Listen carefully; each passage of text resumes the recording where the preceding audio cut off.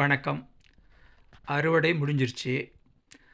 அடுத்த ஸ்டெப்பு திராட்சைய எடுத்துகிட்டு வந்து ஒயினரியில் இருக்கிற தொட்டிங்களில் சுத்தப்படுத்திட்டு அதில் போட்டு நொதித்தல் அல்லது ஃபெர்மெண்டேஷனை ஆரம்பிக்கிறோம். ஃபெர்மெண்டேஷனில் என்ன நடக்குது?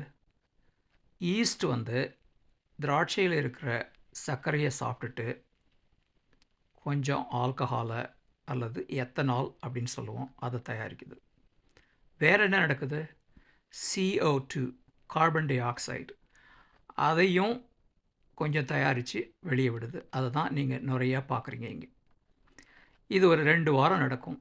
இந்த 2 வாரத்துக்கு அப்புறம் இந்த தொட்டியில் இருக்கிற ஜூஸ் எடுத்து அதை ப்ரெஸ் பண்ணி அதுக்கப்புறம் பேரல்லையோ அல்லது வேறு டேங்க்லேயோ மாற்றி அதை பதப்படுத்துறதுக்கு ரெடி பண்ணுவோம்.